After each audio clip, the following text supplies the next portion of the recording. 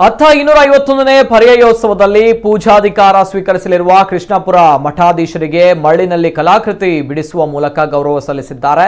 ಮಲ್ಪೆ ಕಡಲ ತೀರದಲ್ಲಿ ಕಲಾವಿದ ಹರೀಶ್ ಸಾಗ ಮತ್ತು ಅವರ ತಂಡದಿಂದ ಕೃಷ್ಣಾಪುರ ಶ್ರೀ ವಿದ್ಯಾಸಾಗರ ತೀರ್ಥ ಸ್ವಾಮೀಜಿಯ ಮರಳು ಶಿಲ್ಪ ರಚನೆಯಾಗಿದ್ದು, ಈ ಮೂಲಕ ಪರ್ಯಾಯ ಶ್ರೀಗಳಿಗೆ ಗೌರವ ಸಲ್ಲಿಸಿದ್ದಾರೆ. ಉತ್ಸವ ಮೂರ್ತಿಯ ರೀತಿಯಲ್ಲಿ ಕೃಷ್ಣಾಪುರ ಶ್ರೀಗಳನ್ನ ಬಿಂಬಿಸಿದ ಕಲಾವಿದರು ಈ ಸುಂದರ ಮರಳು ಕಲಾಕೃತಿ ಮೂಲಕ ಕೃಷ್ಣಾಪುರ ಶ್ರೀಗಳಿಗೆ ಕಲಾವಿದರ ಬಳಗ ಶುಭಾಶಯ ಸಲ್ಲಿಸಿದ್ದಾರೆ.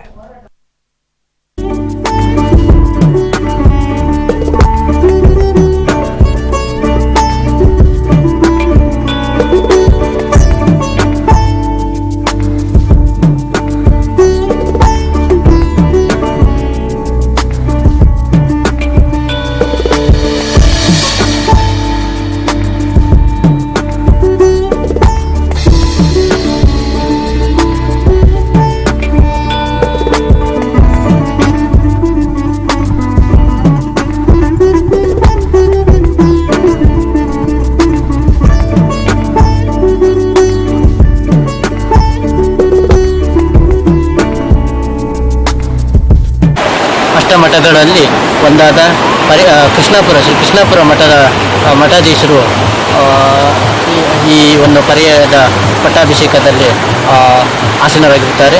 ಅಂಥ ಒಂದು ಸುಸಂದರ್ಭದಲ್ಲಿ ನಾವು ಉಡುಪಿ ಸ್ಯಾಂಡ್ ಟೀಮ್ನ ಕಲಾವಿದರು ಸೇರಿ ನಾವು ಅವರಿಗೊಂದು ಶುಭ ಸೂಚನೆ ಶುಭ ಸಂದರ್ಭದಲ್ಲಿ ಈ ಸುಸಂದರ್ಭದಲ್ಲಿ ನಾವು ಒಂದು ಆತ್ಮೀಯವಾದ ಶುಭವನ್ನು ಕೋರ್ತಾ ಇದ್ದೇವೆ. ಹಾಗೆ ಇಲ್ಲಿ ಉಡುಪಿ ಉತ್ಸವ ಅಂತ ಹೇಳಿದ್ರೆ ನಾವು ಇಲ್ಲಿ ಪರ್ಯಾಯಕ್ಕೆ ಅಂದರೆ ನಮ್ಮ ಈ ಕಲಾಕೃತಿಯಲ್ಲಿ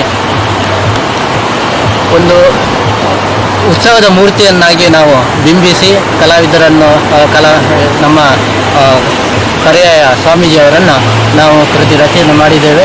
ಹಾಗೆ 2022ನೇ ಒಂದು ಈ ಪರ್ಯಾಯ ಉತ್ಸವದ ಒಂದು ಕಲ್ಪನೆಯ ದೃಷ್ಟಿಯಲ್ಲಿ ನಾವು ಈ ಜನತೆಯ ಪರವಾಗಿ ಈ ಮರಳು ಶಿಲ್ಪದ ಮೂಲಕ ನಾವು ಕಲಾಕೃತಿಯನ್ನು ಅರ್ಪಿಸುತ್ತಿದ್ದೇವೆ.